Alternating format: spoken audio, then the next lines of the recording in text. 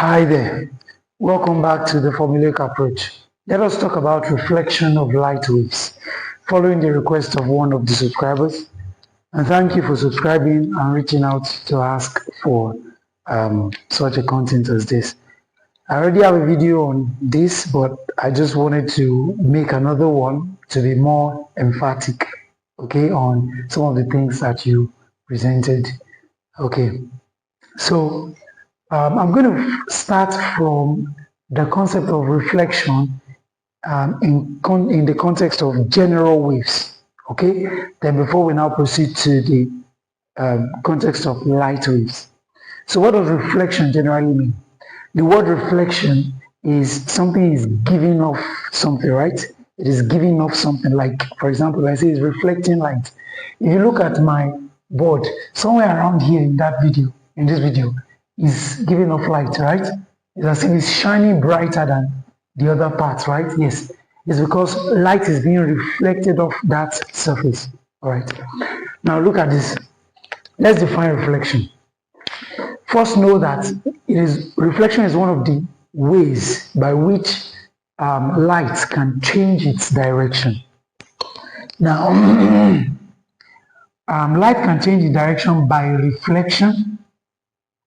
It can change its direction by refraction, and it can also change its direction by diffraction. Okay? All right. Now, by reflection, we mean that, so we will define reflection as the change in direction of a wave when it strikes. So by striking, we mean when it is incident.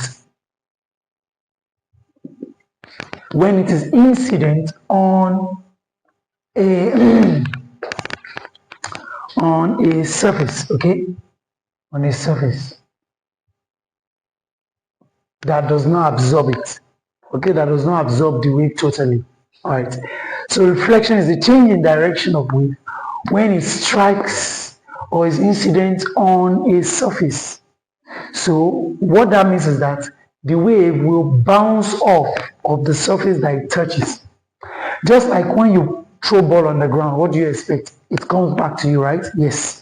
So the same way, if I throw this marker to the board, you see that the marker is going to touch the surface and come off, right? So that is the same way a wave does. A wave will get reflected off the surface that it touches. So when the surface is a surface that cannot absorb the entire wave, so it will reflect the wave. Does that make sense to you? All right. Now, so keep in mind that a surface can also absorb a part of the wave. Now, let me define some things that you should also know. Now, you should know that there is a difference. So, if you look at this part of my board, like I said, you see that it is reflecting wave, right? It is reflecting light, right? The light that is reflecting is called a beam because it is many rays made up of rays, right? Now, to see what a ray is, for example, when you, in the daytime, if you have a phone, switch on the light, the torch of the phone, the flashlight of the phone, you see that it's like the wave is scattered kind of in single lines, right? So those single lines are rays, okay? So a ray is the path taken. The ray is the path taken by a photon of light. So by a photon is just think of light as a small packet, okay? So the path that it takes is going to be a ray of light. Does that make sense? Good. So a ray is the path taken by a photon. So what you see together, what you see in light generally is actually a beam. So what you are seeing there is a beam. We cannot see a ray of light, okay? So we want to define reflection of light in terms of a ray of light, if we could isolate a ray of light. All right. I hope that is clear.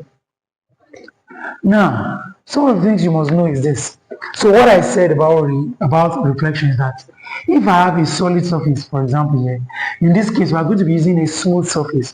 What that means is that the ray of light that you get that will be reflected is dependent, the quality of that ray is dependent on the quality of the surface that it is hitting.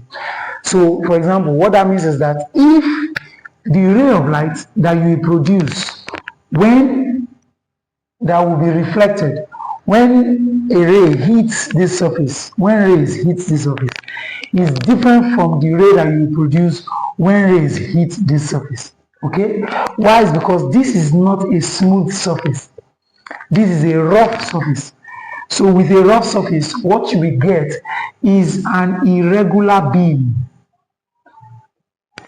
Okay, you will get an irregular beam that will not be parallel. Okay, but if it is a smooth surface, for a smooth surface, you get parallel beams. Okay, parallel beams. Did you notice this? Did you see some regularity that are regular, parallel and regular beams? Does that make sense?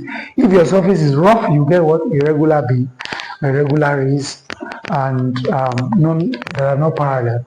And for regular beams, you get parallel beams for smooth surface. Right, but I'm going to be using one of the rays. Okay, so I have my plane surface here, and so the ray that touches it, that comes from the source to touch it, is called my incident ray. Incident, not incidence ray. Incident ray. Incidence ray. Yes, incident ray. Then the angle, now listen, the ray that touches it is called incident ray. The ray, so this ray that comes from the touch from your flashlight to the surface. Let's say this surface now, I'm using a mirror, okay? I'm using a mirror. Why am I using a mirror? Because it's a smooth surface that is reflective, very reflective. There are many other surfaces that are reflective. So if you look at my board here now, it's very reflective, okay? Because it is night time, you can see that it's reflecting the light well. So a mirror also acts like that. In fact, it's a better reflector. So that's why I'm using a mirror, okay? Now, incident ray is this ray here, so we call it I. Now, there is a law of reflection, and that law of reflection, there are two laws of reflection. The first one says that both the incidence ray and reflected ray lie on the same plane. That is, both the incidence and reflected ray lie on the same plane. So it means that if this is the incident ray, there is a reflected ray that is going to go in the opposite direction. Now you might be surprised at why I'm cleaning it and trying to get a perfect thing. Yes, because the reason why I'm doing that is because there is a second law that says that the angle of incidence is equal to the angle of reflection. So let me explain. This ray here that is going off, once this guy touches the surface, it goes off, right? So this ray here is called the reflected ray, okay? Reflected ray. And this one is called the incidence ray, the one that comes from the source to strike the surface. Now, the second law now says that the angle of incidence is equal to the angle of reflection. First, how do you read your angle of incidence?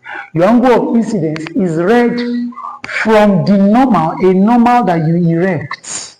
You erect your normal here. Your normal is just an imaginary straight line that passes through, that is perpendicular to the surface that you are talking about, your plane surface, in this case our mirror. So an imaginary line that is that you draw, that is perpendicular to that surface, is our normal. Okay, so this is our normal. All right, now, so this, how do you read your angle of incidence? Your angle of incidence is read from your normal. So that ray, you read it from your normal. So this will be called theta I. Okay, so your theta I in this case will be equal to, this place will be your angle of reflection. Okay, so this is too wide. All right, so this will be your theta R. This will be your theta R, angle of reflection. Because that is what the law says. That's what the law of incidence, reflection says, that the angle of incidence is equal to the angle of reflection.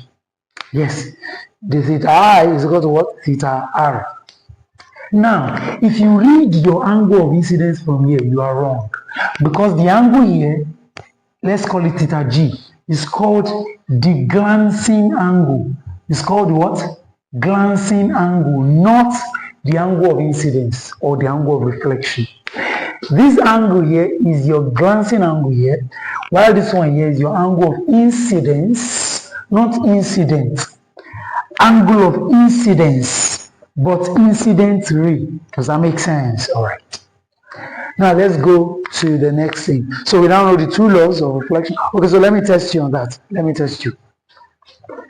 So if I tell you that I have a system like this is my ray, my surface.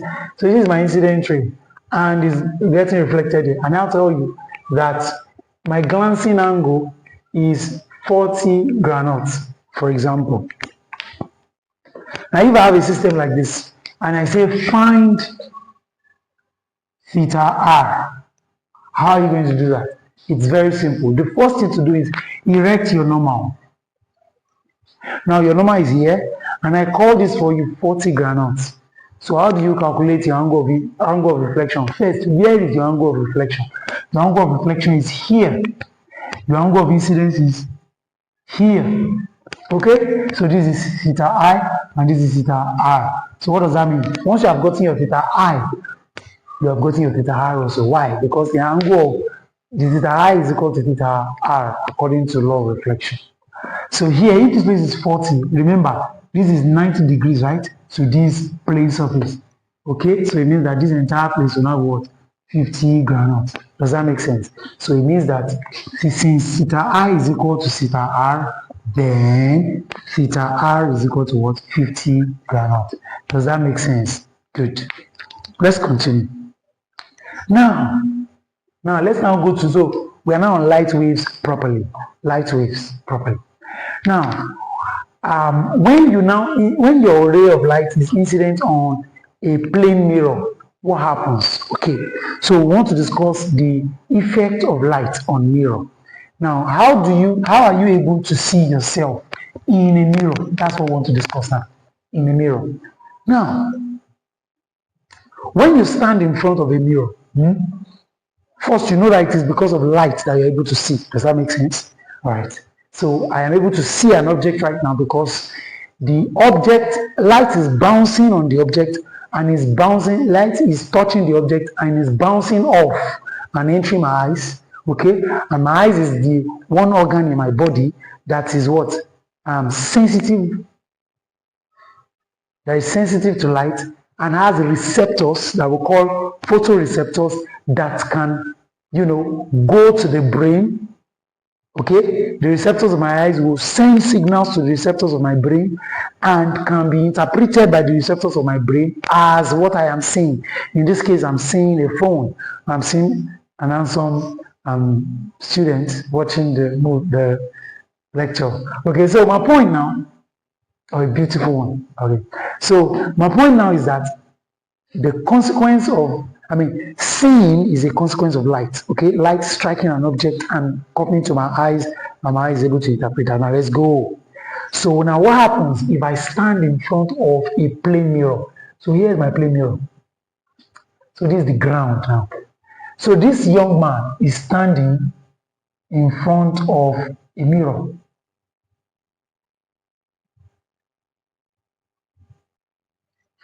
So he's standing like this in front of a mirror and looking at himself. Now, because this mirror is a plane mirror, here's what happens. I'm going to show you what happens with other cases. So calm down. We're still going to deal with curved mirrors. Okay? So watch what I'm going to do. Now, what happens is this. One thing I didn't tell you here is that if I shift this angle here, if I shift it like this, such that my angle of incidence has now changed. Let's say this is my incidence 1. My angle of incidence is now theta I2. My angle of reflection will also do what? Change to what? Theta R2. Does that make sense to you? Okay. Okay. So what does that mean? That means that as long as I keep closing in my incidence, my angle of reflection will also be what? Closing in to the normal. Such that at the normal to the horizontal, at the normal, if I reflect, if my ray of light is incident at exactly 90 degrees to the horizontal, which means that, no, not 90, yes, like perfectly 90 degree, okay? It means that it will be reflected at the same 90 degrees to the horizontal. I don't know if you understand that. Let me go again. So if my angle of incidence is exactly at, if this is a straight line, if my angle of incidence is at this normal, perfect normal, then my angle of reflection will be what? In that same direction. Does that make sense? Good. Now watch this. The reason why you're able to see yourself on a plane mirror, on a normal mirror, plane mirror, is this. When the ray of light hits here, strikes from here, strikes this, okay? Now it gets reflected in which direction? Now, you see, now listen. You see, because the ray of light that comes from your head, for example, I'm not saying your head is producing light. Remember I said light strikes your head and hits the mirror. Okay, good. Now, because it is hitting the mirror at normal, what will happen? This will be the object. We call this the object. Let me take that again. So you standing in front of the mirror will be the object. You are going to produce an image that you will see something in the mirror, right? Which is yourself, right? That thing you are seeing in the mirror, that person you are seeing in the mirror, is the image that is being produced. Good. Now, I want to show you why you're able to see yourself now. Is that when the light rays is incident in your head and reflects off and strikes the mirror, what happens is this. It returns back in the same direction. So it will now act as if it were coming from somewhere around here.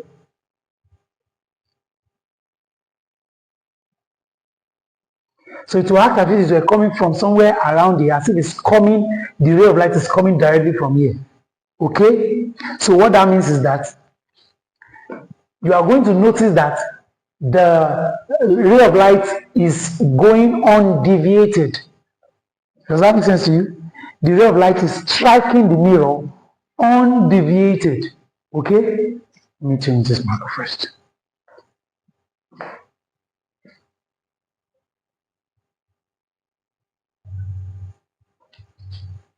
So I said that it's going to appear what? Undeviated. It means that it is coming in this straight line and going in this straight line. Do you understand? So if your incident ray is this, then your reflected ray is also going in the same line. Incident, reflected. Does that make sense? Why? Because it's a plane surface and the ray of light is incident at 90 degrees. Okay. Now, of course, if your mirror was very large so that it's, like maybe I'm standing on a mirror that is very, very much larger than me now.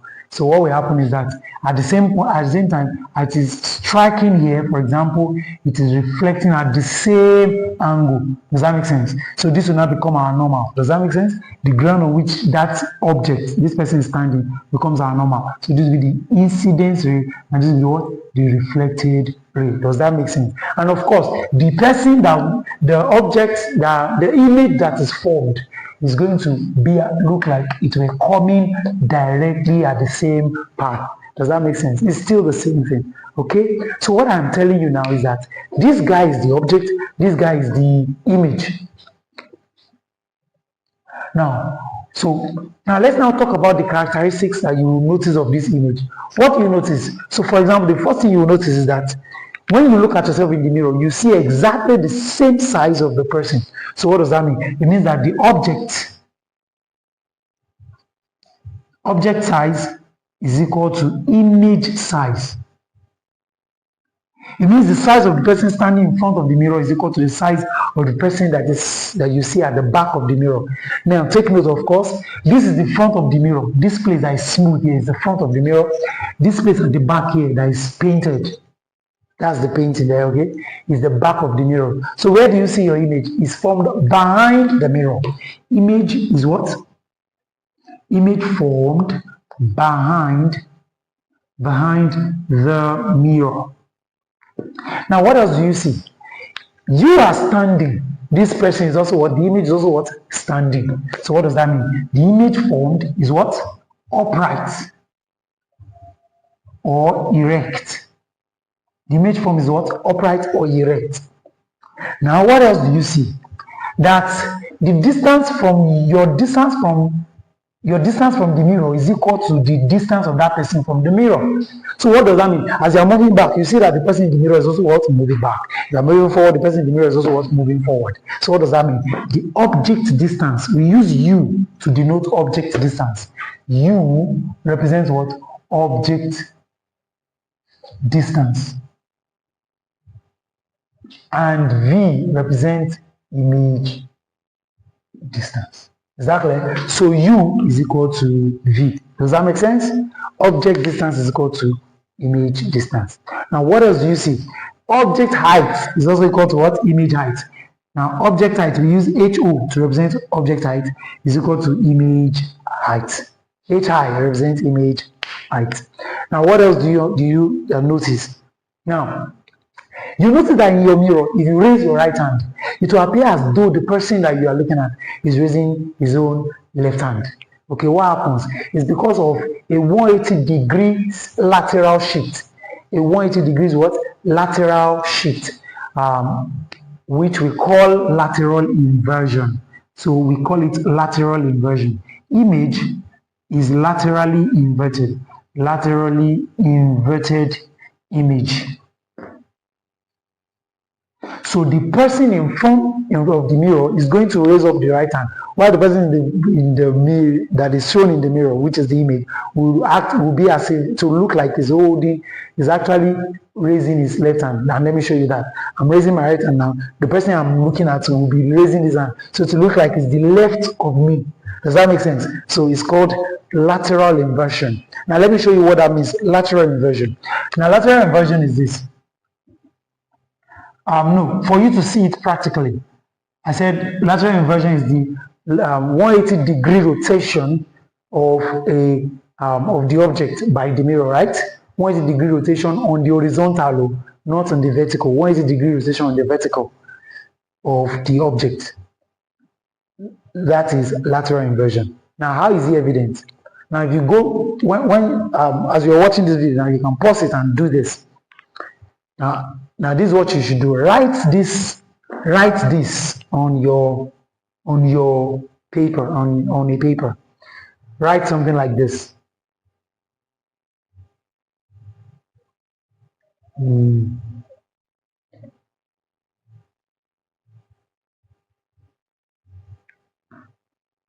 By the time you use your mirror to look at something like this, look at the way I wrote it.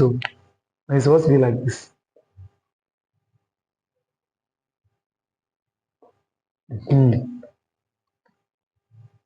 Okay, so if you look at this thing through your mirror, what you will see is this. Why? Look at me. Let's flip this thing together. By the time we flip it, F will flip like this. This one will flip like this, become this. This one flips like this, become this. This one flips like this, become this. Do you understand now? So this is lateral inversion. All right. Another thing you will notice is letters that have that are bilaterally symmetrical. Bilaterally symmetrical. The point is they have an axis. Okay, they have an axis. Those letters, they don't change. For example, A will still be E. Another example, O will still be O. Why? Because they have an axis of symmetry. They have an axis of symmetry. So because of that, when they flip, it's still the same. But these other ones, for these three, for example, I wrote, you don't have an axis of symmetry. M will still be M, has an axis of symmetry.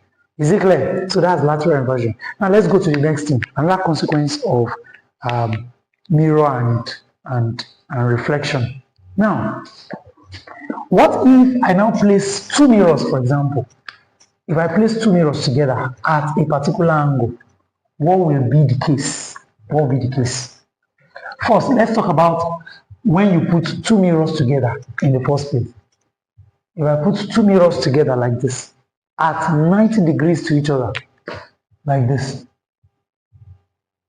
So for example, I place a mirror like this, and I place another mirror like this underneath. What will be the consequence? Let me show you what that means. So if I place a mirror, when you get to do like this, do this.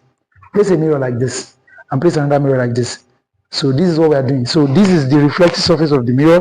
This is where you can see through, and this is where you can see yourself through. So you are placing them at exactly 90 degrees to each other.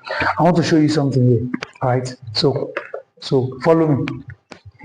If a ray of light is incident here, like this ray of light will be reflected off in this direction. Does that make sense? Yes.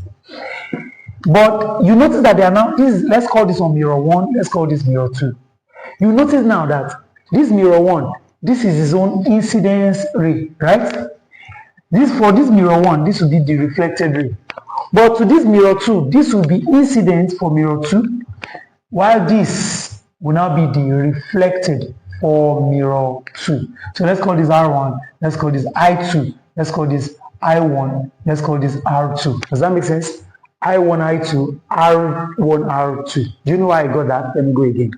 I said that the ray of light comes from here, strikes this first mirror, and I chose my mirror arbitrarily. Strikes this first mirror, it's going to be reflected off like this, in this direction. But in the path of its motion of reflection, it is coming across a second mirror. Then it means that it will serve as the incidence to that second mirror, and it will be reflected off that second mirror. Does that make sense now? Good. Now, how do you calculate angles in this case? I'm going to show you.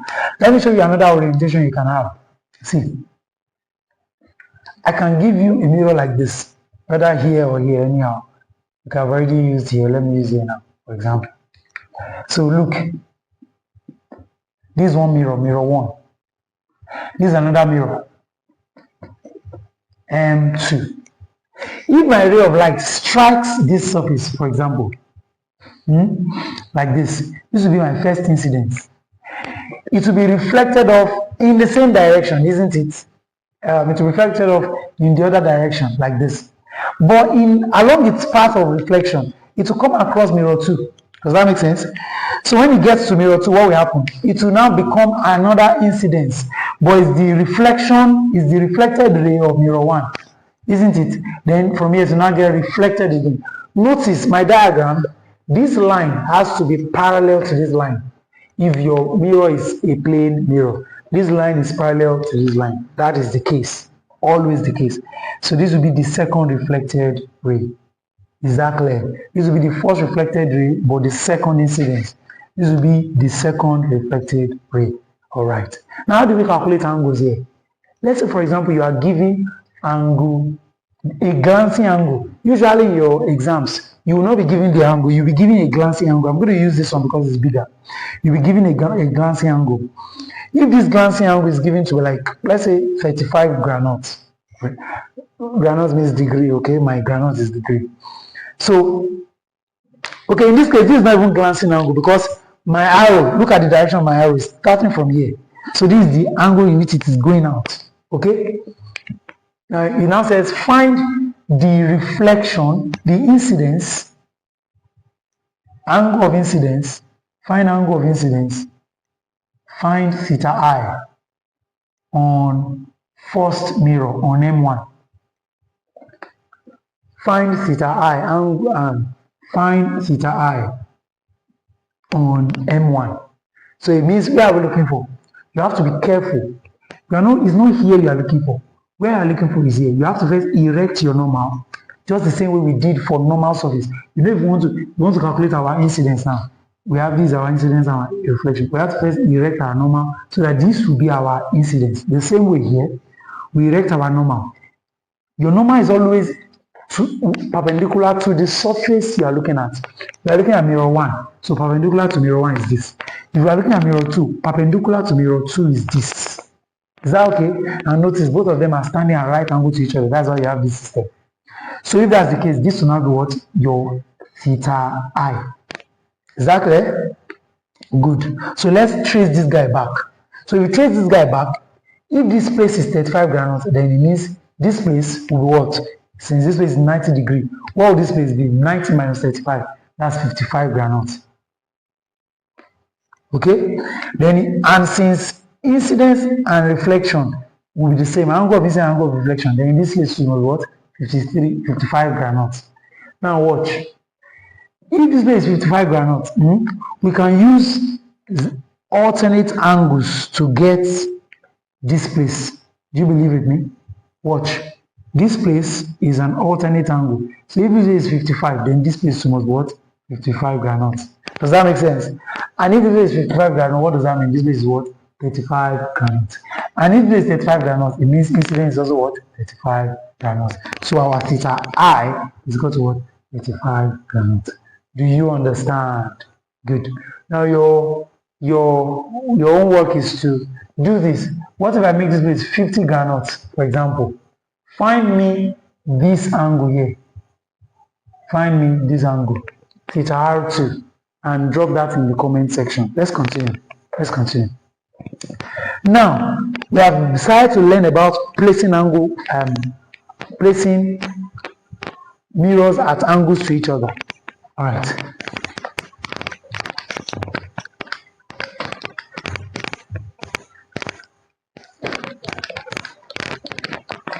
So what will happen in a case where I change the angles at which I place the mirrors to each other? So for example, look at this mirror now. This is 90 degrees to each other. I could place my mirror like this, 180 degrees to each other. Okay, so this one mirror I place. Now this case is where we are placing one mirror like this and the other mirror like this. Okay, now what if we change the angle? For example, I decide to move this like this. This is a particular angle, maybe this is like 120 degrees, provided that this is my horizontal. Now I could decide to now put my angles, my mirrors at 180 degrees to each other. If I put my angles at 180 degrees to each other, the number of images that will be formed is different from if I put them at this angle like this, at 90 degrees to each other. The formula that is used to calculate the number of images formed, number of images that you will see, is actually given by 360 over theta minus 1. It's given by which formula? 360 over theta minus 1. So I'm going to show you a real life example that has happened to you before, okay? So before we do that, let's say in a case where I put my two mirrors at 180 degrees to each other. So they are standing at 180 degrees to each other like this. Okay, I've not curved anyone. I've not bent it. Or think of them like this. So this is where I'm looking at them from. I'm looking at them from under. Okay, so these are at 180 degrees to each other. So it means that my theta is the angle I put my mirrors, right? Angle between mirrors, M1 and M2 in this case. So my number of images, since my theta in this case is 180 degrees, my number of images formed will be 360 divided by 180 minus 1. This takes care of this to give me 2. So the number of images formed is 2 minus 1, which is equal to what? 1. And that's the case. If you stand in front of two mirrors that are 180 degrees to each other, you only see one of yourself. Good. Now what if I change my angle to, like, if I bend from here now, I bend a little to 120 degrees. This is around 120 degrees. What will happen? So the number of images that will be formed will be what? 360, if where theta now? Theta is now 120 degrees. 120 degrees. So n would have what? 360 over 120 degrees minus 1. So 0 cancels 0. 12 here 1, 12 here 3. So n becomes what? 3 minus 1. 4 is what is okay. So n minus 3 minus 1 is what? 2. So how many images are you going to see? You are going to see 2 images. What if I increase the angle between them? What if I increase it from, now it was at 180, I increase it to 120. Now what if I increase it to 90 degrees? Exactly like this, 90 degrees. How many images am I going to see? How many images? I have 360 degrees when theta now is 90 granite. It becomes 360 degrees over 90 granite minus 1. This here 1, this here 4. So 4 minus 1 equals what? 3. You are going to see 3 images. Okay? So when you are counting, never count the object. Because where are you going to place the object? You place the object here. Okay? So never count the object. You will see 1, 2, 3. Exactly. 1, 2, 3. Does that make sense? Good. Or depending on what you are looking at. Because we are looking at from here, you get 1, 2, 3. We are looking at from here, you get 1, 2, 3. Does that make sense? You know what? Just experiment it by yourself. Right? Just do it. You are going to see what I'm talking about. Now, let me now tell you a real life example. If you have ever been to a barber shop before, you see that they will place mirror in front of you while your hair is being cut, and they will place a mirror at the back, at the other wall, on the other end, right? So you now see yourself in multiple times, right? Now, the reason why you see yourself in multiple places is because the angle between that your mirror, provided that it is perfectly facing each other, the angle between them is 0 degrees, or at least near 0, because sometimes the angle might be tilted. Your mirror might not be standing erect, might be tilted a little bit at an angle, okay? But if it were 0 or close to 0, for example, 360 degrees, the limit, now I'll introduce calculus. I'm just trying to show you now that the limit as theta approaches 0 of 360 degrees of 360 over theta minus 1 is going to be, as theta is approaching 0, it's going to be infinity minus 1, which is what? Infinity. So you are going to see yourself in infinity number of times. Does that make sense? You keep seeing yourself and keep. Now, the reason why you might not see yourself in full is because sometimes those mirrors might be tilted in a place, okay? Might be tilted in front, the one in front of them might be tilted a little, so it's not perfectly 0 degrees that is between them. Does that make sense? All right. So let's continue. Now, let's talk about rotation of mirrors. Rotation of mirrors. What if I decide to rotate my mirror? So, for example, I'm going to prove everything I'm saying. I've been proving since I've been proving since. So if I rotate my mirror, what will be the effect? So for example, I have a ray of light. I have my mirror like, oh God, my mirror like this. My hand is straight, my hand used to be straight. Alright. So I have my mirror like this. And my ray of light is incident at this angle, for example. It means that the reflected ray is around something like this, right? Looks like it. Let us slant a little. Okay. So this is my incidence and this is my. So let's put our normal here. Okay. Now what will happen? So let's say this is my this marker here. This is my mirror. This is my mirror. What if I shift my mirror, I rotate it a little like this, about this axis? I did not shift it, I just rotated about this axis like this. So I have shifted, this my mirror now, has now come to this. This is my hand is straight. Alright. Okay, please, my hand is in this. Alright, let's just go. So this is this. For this mirror, for the first mirror, the first position of mirror P1, mirror position 1. So now look at MP2. Now this MP2, this mirror position 2. All right, I have rotated it. Let's say I rotated by a particular angle theta. Experimentally, I will prove that to you now. Experimentally, it has been proven that if I rotate my mirror by theta, rotation by theta, comma, my angle of reflection will be rotated by 2 theta. I rotated mirror by theta degrees, my angle of reflection will be rotated by what? 2 theta. Let me prove that to you. Let's say, for example, before rotation, so I ball this rotation now. Because if I clean it, I don't think I'll be able to draw something as straight as that again. So just eyeball it for now. Say, for example, just use your eye to clean it like it's not there. So let's say the angle of incidence here was actually 40 granotes. What does that mean? It means that this place was 50 degrees initially, right? 50 granotes. Now, I have rotated this angle. Let's say I rotated by, let's say 20 granotes. I rotated by 20 degrees, rather. I have now rotated this guy by 20 degrees. One first thing you will notice that a new normal will be formed because our normal is always what? Perpendicular to the what? To the surface of the mirror. So let's erect a new normal perpendicular to the surface of the mirror. So this will be our new normal because this is our new surface, 90 degrees here. So this will become our new normal. Because this is the new surface of the mirror, okay?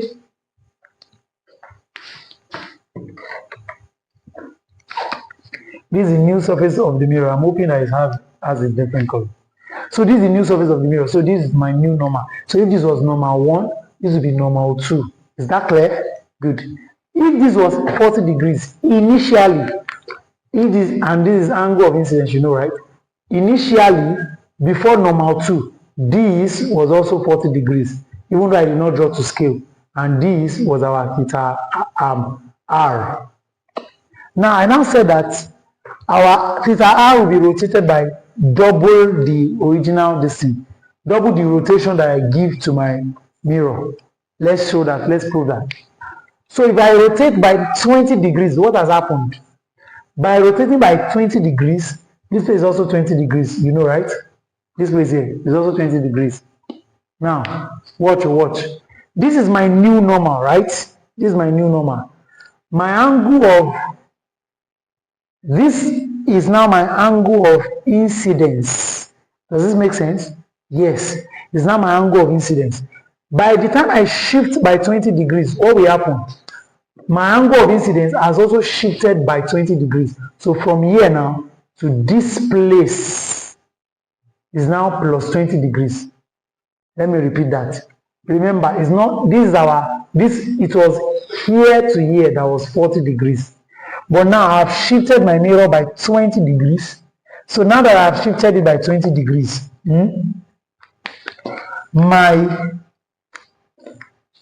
I have shifted this thing by 20 degrees. My angle of this, you know, this is now my new normal, right? So since it's my new normal, it means that this angle has also shifted by that 20 degrees. So it means that from here to here is my new incidence. Does that make sense? That is what? My new incidence, which is what? 60 degrees. Does that make sense?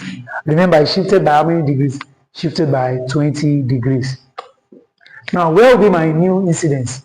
You know that if this is my angle of incidence, then my angle of reflection will be somewhere around here. Does that make sense?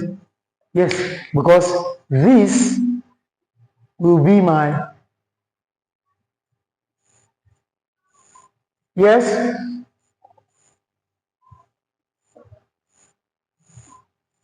This will be my new, this will be my new, this is my new orientation. I have shifted my mirror. Now watch. This place is now 60 degrees to this place, to this place. All right. So from here to here will now be my angle of reflection. Does that make sense? Good. Now you will notice that, now how is this? First, if you even look at it, you see that the size of this is greater than the size of this, right? Okay. But what I wanted to show you is that this is the theta, this is a small addition by which we rotated. This is a small angle by which we rotated our mirror. This is the new angle by which the incidence got rotated by. Okay. Now, how did we get that? Remember that this place is now, our new incidence is now 60. Our reflection too must be 60. But remember, initially, from here to here was 40. And here to the new normal was now 20, right? The new normal subtracted 20 from the incidence before. Let me repeat that. From the reflection before, rather. You know, we had a mirror that was like this before. These are normal. And that mirror, this place was 40 degrees. And this place was also 40. I now rotated my mirror such that this one also shifted by like this. So it has shifted by 20 degrees. It means you have subtracted 20 from here, which means that this place is now 20 degrees. It means that this place is also what? 20 degrees, because it was 40 before. Good. And from our new normal to this incidence is now what? 60 degrees. This is our new normal. N2 is 60 degrees. And angle of incidence must be equal to the angle of reflection. What does that mean? It means that for us to have the same 60 degrees here, this place to this is also 60 degrees. It means that this entire place has shifted by 40 degrees. And we shifted by 20 degrees, so we have shifted by 40 degrees in our reflection. I hope that makes sense to you. If you don't understand, please rewind the video or tell me in the comment section. I will shoot a shorter video to show you that, to prove that to you. All right. So that is on rotation of mirror. Now, what is the use of this rotation of mirror? It is used for mirror galvanometer. Please let me check. Excuse me. Yes. So that is about mirror rotation. All right. So when I say what's the use of mirror rotation? Mirror rotation is used to get is used to design a mirror galvanometer. All right. Now, what are the? Now let's not talk about curved mirrors. Let's talk about curved mirrors. How do we now analyze the image that is formed on a curved mirror? You know, we've talked about a plane mirror. Okay. Before we talk about that, let's talk about other uses of mirror, of reflection of light. It's used in designing a sextant, in the design of a sextant. What's a sextant? A sextant is used to view above obstacles, okay? For example, the submarine uses it, okay? It will be in the water and to be able to still see above it, okay? So we use curved mirrors. So, we use reflection to be able to design a sextant. We also use it to design a kaleidoscope. Okay? And we also use it to build a periscope. A periscope, all right. So these are three things that we use reflection to the use of reflection. All right. There are many other things amongst, like, for example,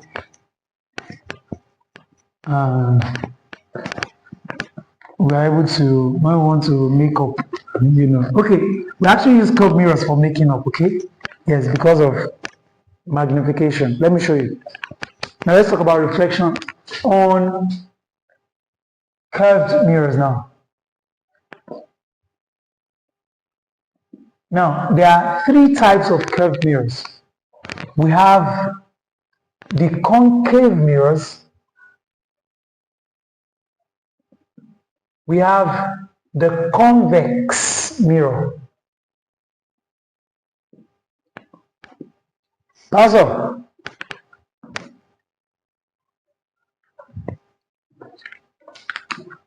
We have the convex and we have the concave and parabolic mirrors.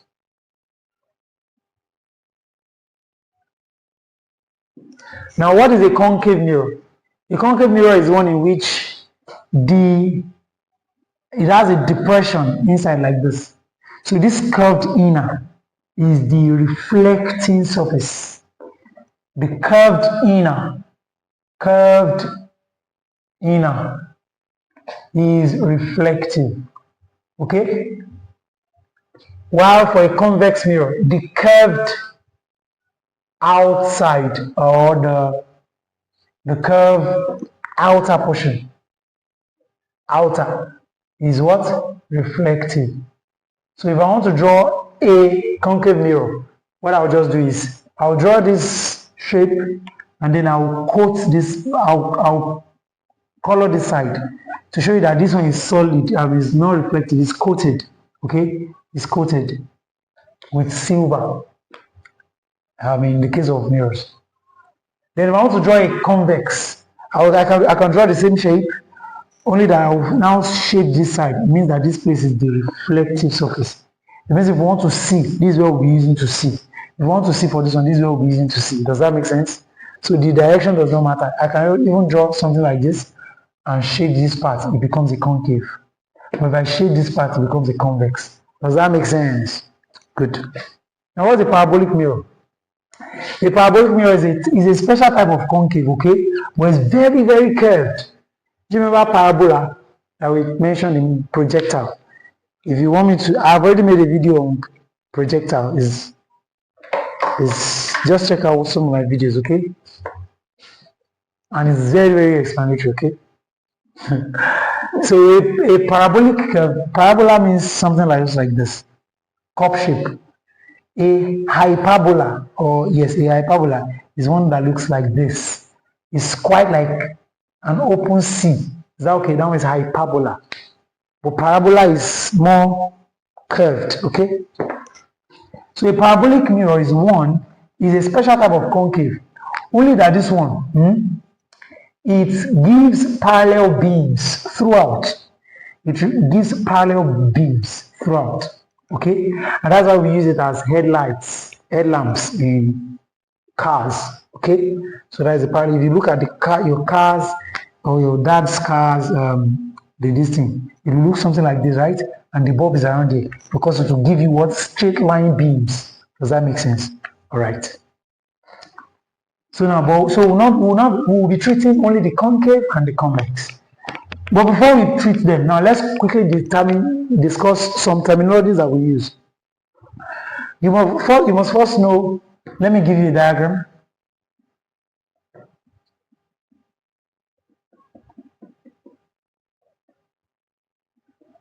Now, this middle of the mirror here, the middle of the mirror or the center of the mirror is called my pole. So we have pole. This line here that I drew is imaginary, okay? It's an imaginary line that divides my mirror, okay? We call it the principal axis. Now, there is a point on this mirror that seems as though, this is a curve. That point seems as though it's the point from which the radius of this thing is curved. Okay, so we'll call that point the center of curvature. We'll call it what? The center of curvature. And the distance from the center of curvature to that pole is called the radius of curvature. Does that make sense? From the center of curvature to the pole, radius of curvature. But that point is called center of curvature. It is the point that looks as though if I used my protractor to draw this curve, it is that point that actually looks as though is that the curve is produced from. I don't know if you understand what I'm saying. Now, this point here, midway between C and P rather, is F, that we call the principal focus.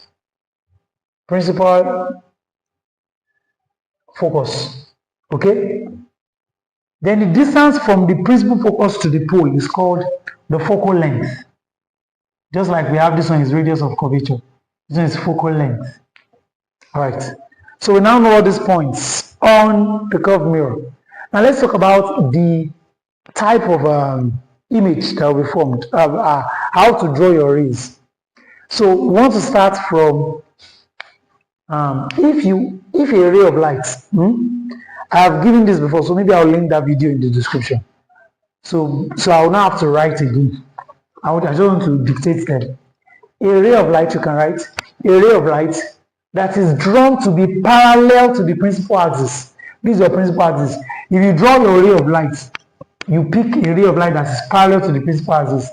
Once it touches this concave mirror, it will be reflected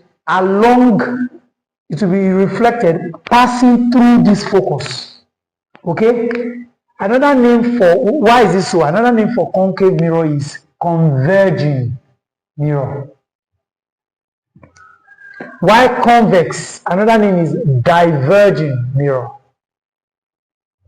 So what do you see is doing? Once you draw a ray of light to be parallel to this principal axis, the moment it touches here, this is our incident ray. The moment it touches here, it will reflect, to converge. Is that okay? To reflect through the principal focus. Does this make sense? So that's rule 1. So these are reflected ray. All right. The second rule says that if you draw a ray of light, and you can use any of the 3 rules or 4 rules I'm going to give you. If you draw a ray of light, to start by passing through the principal focus like this. On some days, my hand is straight. Okay, so once it touches the curved mirror, it's going to be reflected in a direction. This is our incident ray, remember? Once it touches this, it will be reflected in a direction that is parallel to the principal axis. Do you understand now? To the principal axis. This will be the direction of reflection. So you will notice something, that the first rule that I gave you and the second rule, they are what? Equal and opposite, right? Okay? That is because of the principle of reversibility of light. Okay? Light is reversible. That's why incidence ray is equal to what? Reflected ray. Are you catching that? All right. Now, so that is that for this. The third rule, let me go again. This second rule says, if you draw a ray of light, you now made your ray to pass through the principal focus. Make sure that your incidence should what? Pass through, be parallel to the principal axis. Let's say you now chose another path. That you made your ray of light to pass through the center of curvature. For example, if I want to go from below, I can draw my ray to pass through the center of curvature like this. Once your ray of light passes through the center of curvature as incidence, it will be reflected back along the same path. Along the same path. I'll tell you the reason. So this is me going from below. I could go from above and draw my ray to pass like this. Okay, making sure that it passes through the center of curvature like this. So it has passed through the center of curvature. This incidence, by the time it's being reflected back, it will be reflected along the same path. Now, why is this the case? The reason is because, remember I said this point here is the point that seems to be the point where this curve is actually gotten from. So the reason is, any ray that passes through the center of curvature, put that down. Any ray that passes through the center of curvature has passed through. Wait, let me show you that. Let me show you something first before I say the answer. You remember that for this ray, for our plane mirror, if your ray passes through the normal, what will happen? Or when is the only time that your ray will be reflected back in the same path? It's only when it is incident on what? Through your normal, right? That's the only time to be reflected back along the same path, right? So the same thing here. The reason why it is happening at C is that a ray that passes through C, center of curvature, to dye your mirror, has passed through the normal to the tangent at that point of the mirror. I don't know if you understand that. Let me repeat that. The ray that passes through this point here, that passes through the center of curvature here, will go back along the same path because this line is its normal. Is the normal to the tangent at this point. Is it clear? Good. Then the last rule is that a ray of light that passes through the pole will be reflected at the same angle to the tangent at that point, to be reflected at the same angle. But you see, this last rule that I gave you, don't use it because you cannot be perfect. You cannot get the angle direct exactly. But the first 3 rules I gave you are the ones we are going to use. Is that okay? All right, let's quickly wrap up the video with this. So I will not waste my time on this again because there's a video I've made a long time ago in the land of myth, in the time of magic. right, so now what did I, so how do we analyze our images now, the images that are formed? First, let's position our objects. Objects formed, images formed on mirror, on curved mirrors. Image formed on curved mirrors. So let's give my curved mirror, for example. And I have my principal axis. Now, the center of curvature for this concave is always in front of the mirror. The center of curvature for a convex is at the back of the mirror. Is that clear? All right. And that makes sense because this center of curvature is where this thing is being drawn from, right? For a convex, if I shade here, this is where I'll still draw it from, right? See, if I want to draw this, I'll still draw it like this. So it's at the back. Does that make sense? All right. So if I call this my center of curvature, this will be my pole, right? The midway between them will be my focus. I'm going to do just two. I'll link the video in the description. Go and watch the rest. The video is already long. Now, if I place an object here, let's say for example, you. Yes, you are standing here. You are standing at a position called beyond C. You are standing at what? Beyond C. Not beyond C. All right? Beyond C. Not beyond C. Beyond C. All right, let's go. So your object is at beyond C. Now what will happen? To know the kind of image that will be formed and where the image will be formed, this is what you do. Follow any of the rules. I want to use two of the rules now. Yes, your image is formed where there is real intersection of, your image is formed where there is intersection of two waves. Two reflected rays. At least two reflected rays. All right. So, let me use the first rule. I say if I draw a ray to touch from the head, I'm choosing the head. I can choose the leg. But the leg is already on the principal axis, so I don't choose the leg. So if I choose the head, I draw my ray of light to touch, to be parallel to the principal axis, to touch, let it touch my mirror. It's parallel to the principal axis. What does the first rule say? You should, once it touches the mirror, it should be reflected back along what? Through what? The principal focus. Does that make sense? Good. So this is my first ray. My second ray, I'll make sure that it passes through this F first. So I'm going to draw it like this. Use the second rule. Jesus Christ. I know my hand used to be straight sometimes. So once it touches this is my new incident.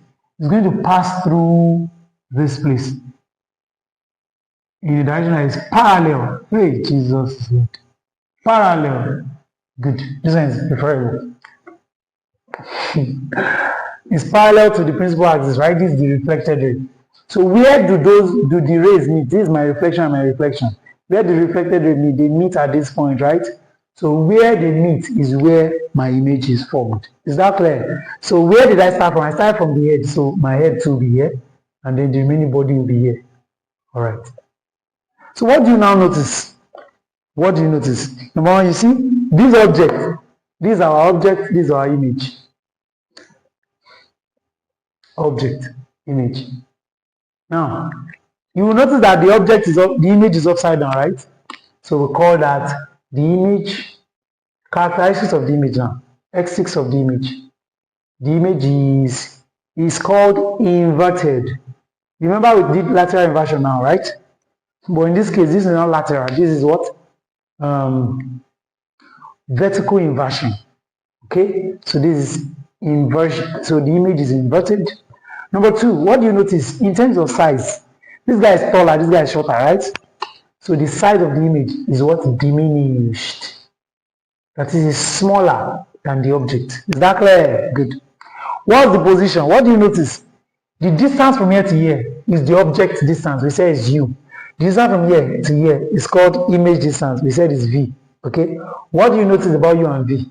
U is longer than v. So image distance, V, is shorter than object distance. What else do you notice? You notice that it is formed between C and F. Formed between here, C and F. Is that clear? Another thing you will notice is that it is formed in front of the mirror. Whenever an image is formed in front of the mirror, the image is real. The image is what? Real. Now, all of these characteristics are correct, but the most important ones that you should take note of are real image, diminished image, and inverted image. For the one that is placed at beyond C in front of a concave mirror. Is it clear? All right. So now, what you will do is, I won't do anyone again, okay? Go and watch that video. I will link in the description. So let me show you the mirror formula now. So here is the mirror formula.